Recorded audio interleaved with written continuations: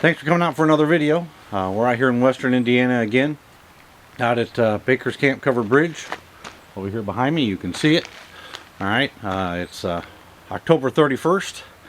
There are some colors on the trees. The leaves look fairly nice, maybe a little bit past peak. But I wanted to try to get out here. It's my third time this year. I wanted to get out here to try to capture some color. Hopefully this morning we've been able to do that. I left home and it was a beautiful starry sky. When I got out here, it was all fogged in. So from a color standpoint, you know, we're certainly not getting anything from the sky, but we certainly have color on the leaves, so that's pretty good. So hopefully the images I take today, this morning, will turn out. What I wanted to do is take a couple minutes to talk about something I experienced or something I did last week. Ultimately, what I had planned to do was put together a video about using the Canon RF 600 F11 STM, which I own. You know, and it's, you know, I constantly talk about get out there and use what you have, you know, and be happy with that. You don't necessarily have to have the greatest of anything. And my wife and I were down in North Carolina last week, and you know, I wanted to try to put that lens to the test and make a video, you know, showing you what it could or couldn't do. So I had planned on going to the Cataloochee Valley in the Great Smoky Mountain National Park right at sunrise, you know, to try to capture not only the sunrise and hopefully some color, but also the elk, you know, that populate that valley, to see, you know, to see how the lens would work. I figured it'd be a really great challenge for it. All right, so that was the plan. And we got there a little later in the morning than I had hoped. It was just a little after sunrise. It wasn't, you know, terribly late. All right, and when we got into the valley, you know, it was cold. It was below freezing. The valley floor was covered in frost. There was fog hanging across the valley. The leaves were starting to turn, so there was lots of color. And there were plenty of elk, you know, out in the valley, and they were putting on quite a show. I got so caught up in it that I did take pictures and I did video, but I didn't record anything to explain how the lens was performing or what I was doing. So I find myself today in the future trying to come back and explain, you know, how that lens performs. So what I'm going to do is I'm going to stop the video here, and I'm going to put in about 3 minutes, 2.5 to 3 minutes worth of video that I shot that morning, all right, last week, using the 600 STM F11 and the Canon R5.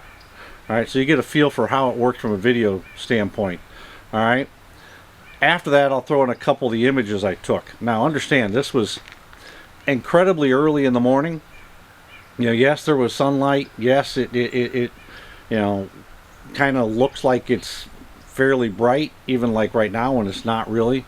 But the images you're going to see, you know, we're taken at 1/800th of a second at ISO 12,800. All right, that's the maximum I was going to allow my R5 to run that morning.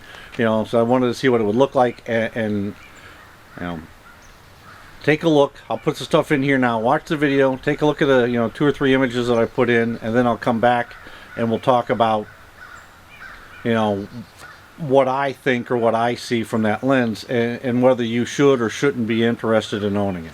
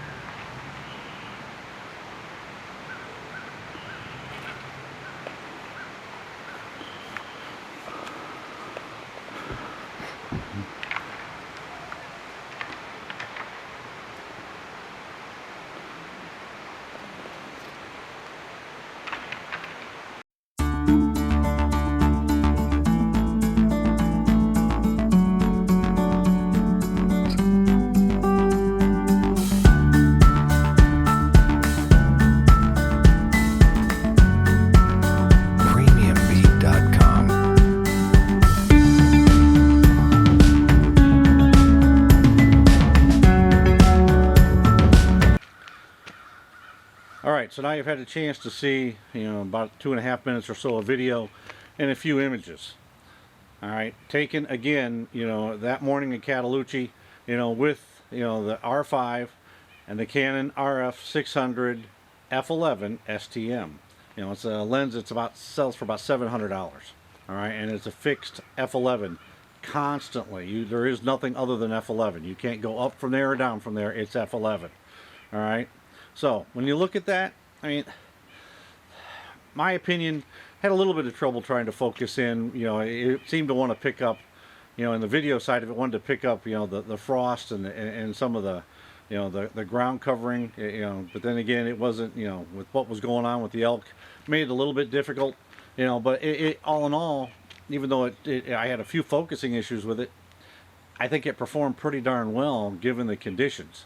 I mean, again, we're talking really early morning, and we're talking, again, on the fixed images, 12,800 ISO. I mean, I think it performed all right. I mean, certainly the RF 70 to 200 performs a hell of a lot better. Any of the, the 600 F4s, the 200 to 400 F4, any of that series of professional series of lenses probably would have outperformed it. The 100 to 500, the new RF 100 to 500 that's out, it probably, I've not shot that yet, but it probably would have outperformed it. But still, when you look at that, that's pretty darn good. I mean, it's really not bad. It's usable, and it's, not bad at all. Now, the image side of it, if you blow them up, you're going to see there's a lot of noise in there. I mean, it's at 12,800, ISO. But, the images themselves, especially from a digital standpoint, if you're just sharing them on Instagram or you're putting them on Facebook or something like that, they're more than acceptable. I mean, to be quite honest, I was blown away by how good they looked. I didn't expect it to look as good as they do. But again, if you crop them in, or if you take and you blow them up, you're going to see a lot of noise in it. All right, but is it terrible? The answer is no. All right, it's not. It comes down to what you're trying to do. All right, if you're trying to capture professional images, something you're trying to sell, something you're trying to market to the world, it's probably not the right lens for you. Okay, it's certainly not the right lens for me if I'm trying to do that. But if you're average everyday photographer, just out there trying to capture images, have a good time, you want to be able to talk with the people that are out there shooting, you want to be able to have a conversation, but also capture some pretty good images, it works really well, surprisingly well. All right, so it's certainly there's certainly nothing wrong with it. Certainly nothing wrong with owning it. There's certainly nothing wrong with shooting it. But if I were taking those images to sell them to a magazine, or if I were taking those images to try to sell them, to the public, I don't know if I would use that lens. I'd probably use, the 600 F4. All right, but when I'm doing it just for me, something, like just going out there, like the average photographer is anyway, it's for you. All right, it's for you. It's certainly fine. Again, it's a $700 lens that gives you 600 millimeters of reach. I mean, it's hard. Now, the other thing you notice is I shot that stuff all handheld. There's no tripod, no nothing. So you'll notice some of my video was a little bit bumpy, but that wasn't all the excitement. There was a lot going on that morning in the valley. There were a few, probably about 50 photographers out there, and it was quite entertaining. I got so caught up in it I completely forgot to record, but all in all, I would say that lens isn't bad for the average everyday amateur photographer. Now again, for the professional, no, it's not. But for the average everyday amateur photographer, somebody like me who, I do this stuff for fun, I don't do it for a living. I have a day job, something else I do, but when I have a chance, I go out and I take images like that, and I make some of these videos like I am this morning. All right, but again, I'll reiterate it. for the average everyday amateur photographer, just looking for a long reach lens, you know, it will work for you. Now there'll be some situations where it's not going to be great, okay? Lower light, I mean, that was pushing it, all right? I think I was pushing it right to the limit of where I would go with it, all right? But it's pretty decent.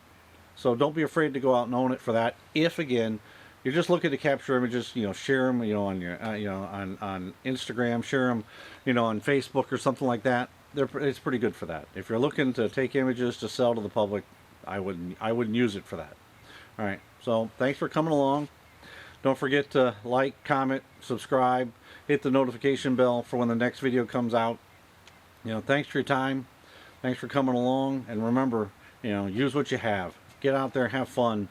You know, take the time just to get out and enjoy the outdoors, you know, like I am on this, you know, very quiet Sunday morning.